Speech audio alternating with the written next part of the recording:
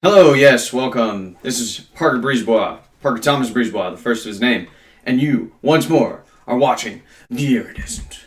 Thanks for coming back.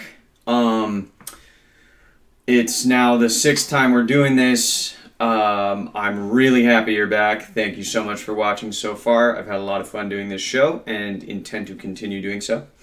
Full disclosure, I'm a slightly grumpy boy today. For no particular reason other than just the general malaise of 2020. Art selection we have for you today is my beloved longboard. I've had this guy since 2015, about 5.5 years now. At one point, it was my primary means of transportation when I was in school, so that was pretty cool. Lots of fun. Probably developed some long-term deformities or micro-injuries in my left leg because I push goofy. But yeah, the reason I picked this longboard is because it was the cheapest. I did zero research. I just walked into whatever store that was at the time and bought the thing that cost the least that was going to be able to do what I wanted it to do. It's a very simple rubric for purchasing shit that you don't absolutely need. Fuck a brand. You know? It's just a logo or a name or something on a piece of paper. This thing's a Mercer brand. That meant nothing to me. I just liked how it looked and I liked the price tag. And it says Beaches on it, which threads the needle, treads the razor wire right along the edge of being wholesome yet edgy, Like if you saw somebody riding this and you read it somehow, would you think they're a misogynist? Because beaches, Or maybe they're like a misogynist and a racist because they would say it like that, like beaches, Probably not. It's just kind of sort of half funny. And it's pretty, So, anyways, that's my longboard.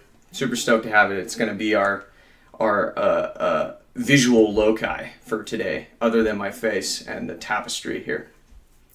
Let's see, other news in personal life. Oh, here's some good news, some uplifting shit. My mom watches the show. I'm popular enough to be watched by my mother on the internet. But she has some notes, some feedback, and I appreciate any and all feedback. I'm pretty transparent about that. She says I cuss way too fucking much.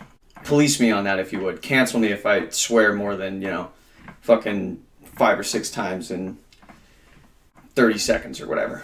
So, anyways, those are headlines in the personal Parker world. Now on to the more important stuff, the weightier business, the occurrences happening across the world, well, mostly in the United States, that affect our joint reality that we all share together in this physical space will be continuing to move through for as long as our flesh vessels will carry our soul or mind, depending on what you believe, through until they collapse from, expiring because they're defective or whatever. So, first headline. I saw this. I already said I don't like talking about baseball because baseball fucking sucks.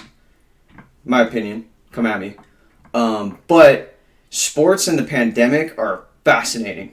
The fact that sports talk about something we don't necessarily need from a consumer standpoint, but we demand to have, and that's sports. We want to watch grown men wearing matching clothes with numbers on them, running around doing stuff with balls, or without balls. We just want, and women for that matter, we want to watch people play games.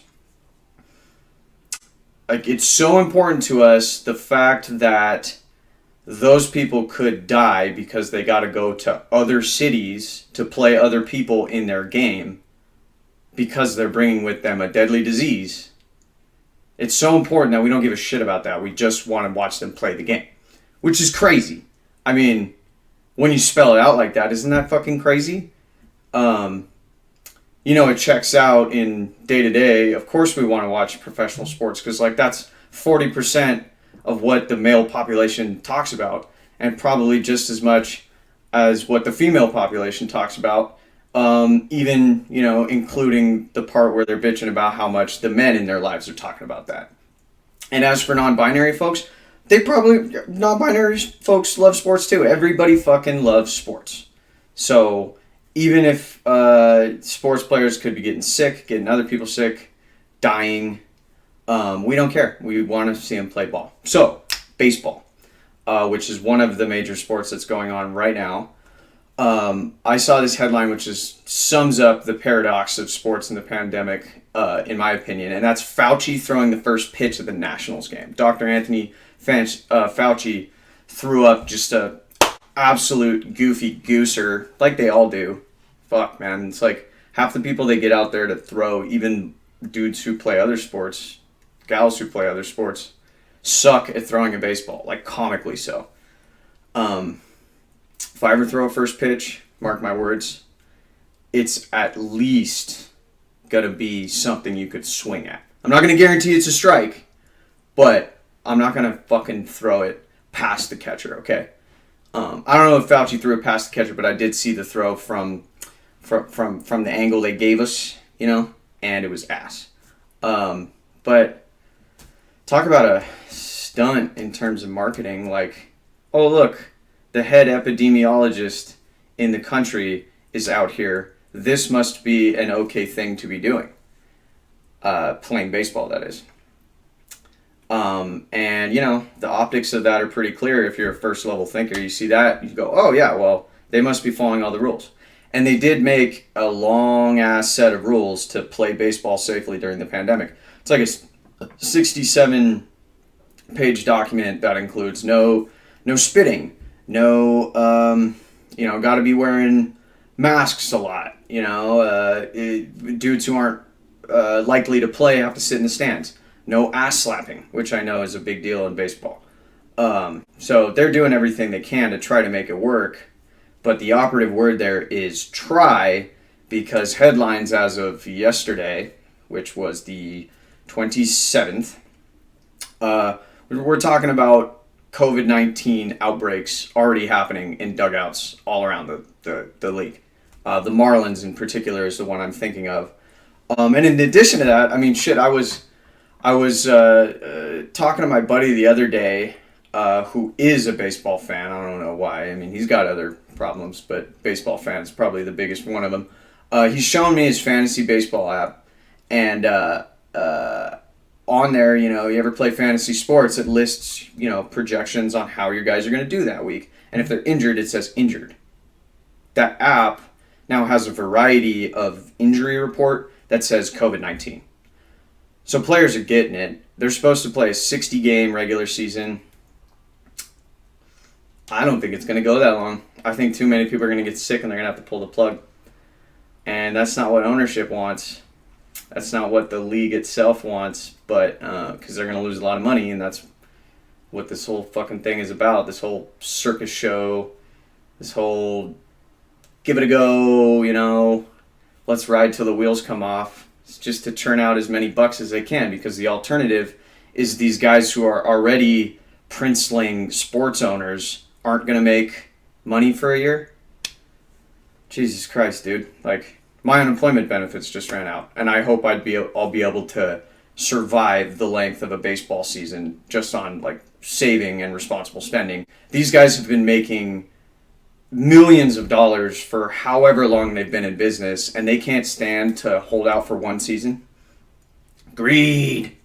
It's the ideology of a cancer cell. Growth for its own sake. It's fucking bullshit, especially when people's lives and health are at line, are at risk, are on the line. That's what I meant to say. And it's fucking laughable because you look at the hubs. I don't know if this is where they're actually playing, but I'm pretty sure it's true. When they first started talking about reopening, they were going to play all the games, kind of do like a pseudo bubble like the NBA is doing, just divide it up into three. They were going to have the East Coast teams play in Florida, the Central teams play somewhere in Texas, and the West Coast teams play in Arizona. Look at the fucking headlines. Those are where the spikes are happening, Oh yeah, let's just have them, I don't know, go play in the hotbeds. Sure. We got a 67-page fucking rule book we can throw at the virus, That'll protect us from the new Italies of the world, the new, Wuhans of the world, here in the United States, Florida, fucking Arizona, fucking Texas. It's ridiculous. These people are doing this shit. I don't know. Obviously, I'm grumpy about it, and I'm willing to sacrifice baseball for the safety of the country, for the renewed effort, the renewed crusade to flatten a curve that has since turned into an Everest-like slope upwards. Because I don't fucking like baseball. I don't care about baseball. But some people do. Fewer people do. It's got an image issue. Viewership of baseball has been declining for years now, especially because they keep getting into labor disputes. The game's too long. Everybody's attention spans are those of, particularly brainy goldfish. Not everybody, but mostly goldfish. So, yeah, why we need baseball right now, your guess is as good as mine. My guess is we just don't. But anyways, segueing to something else. Speaking of first pitches, Trump tells press that he's going to be throwing the first pitch at a Yankees game. This is a surprise to the White House staff and the Yankees organization. What the fuck? Oh, what? Okay, Trump made some shit up. Surprise, surprise. But let's just, examine that childlike lie for a minute. Fauci got to throw a pitch. Now Trump feels the need to assert that he's going to throw a pitch. For a while there, Fauci's approval rating was skyrocketing because he seemed like the only adult in the room when it came to pandemic response. And Trump's response and leadership to the whole thing is roughly the equivalent of a hyperactive 3-year-old just throwing fucking snotty tissue paper all over a room. And that's why Fauci doesn't get to be on the podium anymore. Methinks Trump is a little insecure about not having the spotlight. Surprise! Moving on. Okay, Brittany Griner, the Phoenix Mercury center, says that the national anthem has no place at WNBA games. WNBA has explicitly said, I don't know if it's the players' union or the organization itself, but they've gone out of their way to say that they're committing their league to social justice. And what better league to do that in? Basketball is a game predominantly played on the professional level by people of color, and it's a women's sports league. They are the perfect champions for this. And if they say that the national anthem has no place at the WNBA game, I say they, I mean Brittany Griner, prominent player there, then, hey, I'm right there with them, They don't feel like the national anthem represents an ideal, an organization, a set of values that represents or protects them or empowers them. Fuck it. You know how we could get rid of the kneeling controversy? Just don't play the national anthem where people don't want it to be played. I'm an American. I'm a Canadian American, but I'm an American citizen, and in many ways I'm proud to live in this country. But in many ways I am absolutely ashamed of what we claim to represent out of one side of our mouth, and then what our government and powerful people do as far as boots on the ground go. I don't think we need to be slaves to something like an anthem if we don't approve of what those fucking boots on the ground are doing. En ce moment, at this moment, right? Okay? That seems fair. That seems like it's somewhere in the First Amendment. So, props to Brittany Griner. I feel like I personally want to challenge myself to follow the WNBA more, So women's basketball is pretty sick. I go on Instagram, I go on Facebook, Twitter, whatever. I see a shitload of videos of super talented gals crossing people over, fucking driving the lane, driving a three drilling a three in people's face, I mean, there's just as many saucy women's basketball players out there, I think. I used to have some pretty retrograde regressive views on women's sports, you know. Volleyball's the only women's sports I watch, bro. You know. But as I've matured a little bit, I've grown to appreciate skill where skill is found. And it's undeniable that skill exists in the WNBA. And with prominent players vocally positioning themselves with those types of sets of social justice values, then holy shit, like, sign me up. Okay? I'm in. I'm going to watch more WNBA games. First hurdle, though, is I don't have cable. Not so fun fact. Lebanon is in a financial crisis. Bet you didn't know that. I don't know much about it. I don't hear much about Lebanon, and I don't hear much about other countries' financial crises. I remember hearing about Greece's financial crisis when I was much younger, and I still don't think they're doing super well. And I remember hearing about Spain's financial crisis now that I think about it. But I had to go searching for the thing about Lebanon. I bet it's a Eurocentric thing. I bet it's totally a Eurocentric thing. People in the West want to know about other places in the West. Lebanon's less marketable because it's one of them Middle Eastern countries, you know? So, but yeah, they're apparently financial collapse. They have a centralized banking system that just isn't working anymore because their government is super corrupt.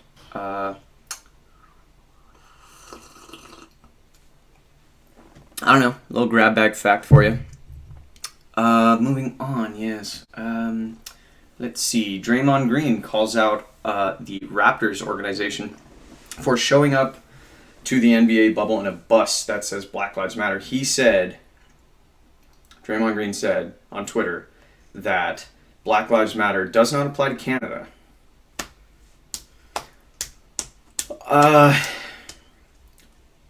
He was called out by Chris Boucher and some other members of the Toronto Raptors organization. They were very diplomatic about it, but I think that's just a big whiff by Mr. Draymond. Like, racism exists where there are people everywhere. Racism exists where the construct of race exists. And the construct of race exists as a unexamined shortcut to explain and identify differences in groups of people, and they could be based on anything as superficial as appearance,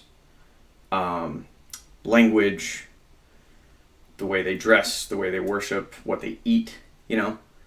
Those are all very disparate and variable facets of what makes up people's identity, communities' identities, and what the simple human brain does, the lizard brain, is bundle it up and put a bow on it and call it black or brown or whatever. They want to just label it a race, you know.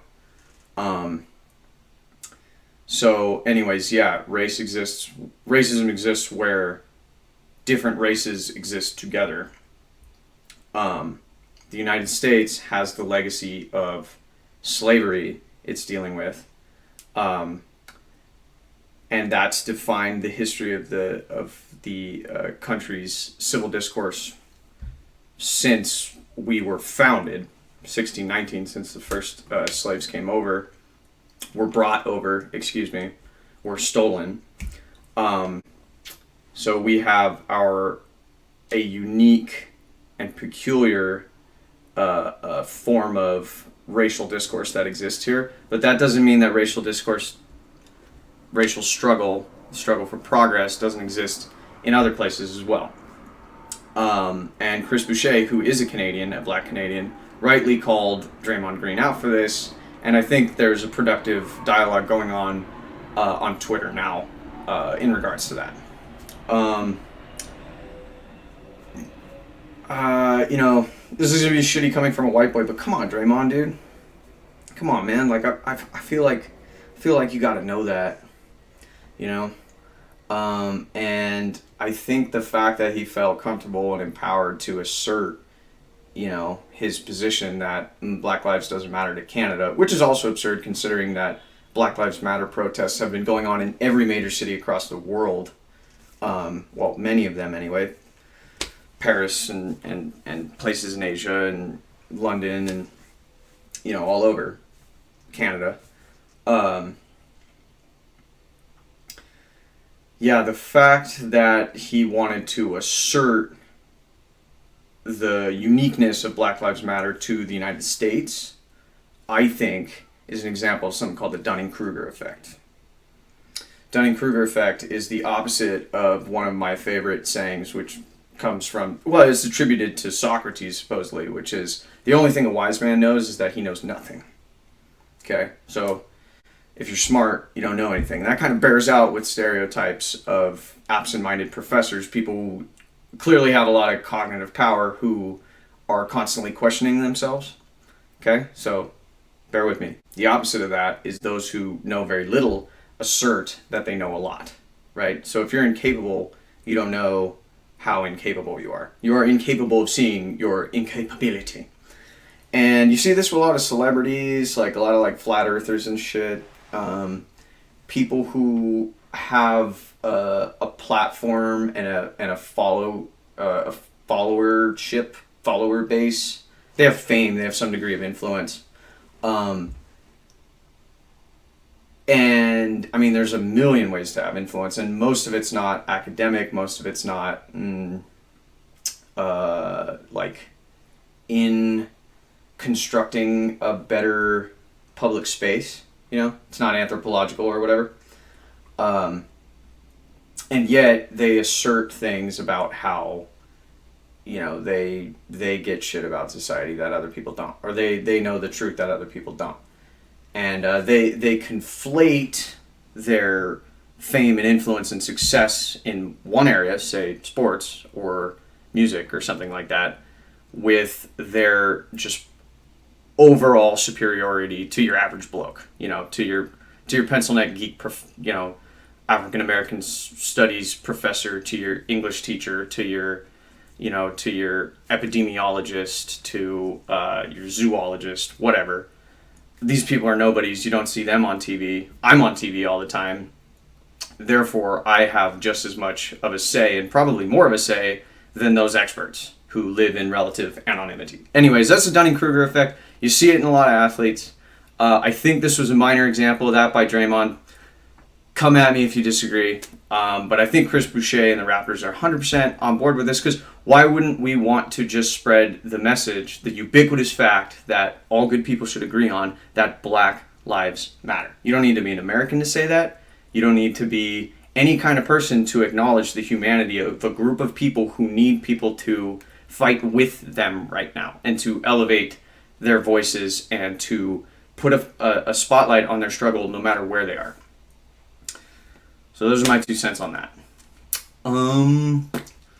Okay, well, this was a pretty serious episode, and I'm going to leave you with a fact about an oligopoly. Kind of like a monopoly, but not quite there yet, but probably just as bad. So a monopoly is when one company or one organization controls all the means of production and distribution for one industry. Your Rockefellers, railroads, steel, things like that. Things we busted up a long time ago. Monopolies are dead. We have antitrust laws, right? Sort of. When you bust something up way back when, that doesn't mean all things that look like that are just going to get busted up again going into the future. So back then, we understood it'd be bad news if there was a railroad monopoly, right? Because they could do whatever they want with prices to maximize profits, and that's going to be bad for people who are trying to get into that business or buy fucking railroad tickets, whatever. Steel, same thing. Those were industries we have understood for hundreds of years.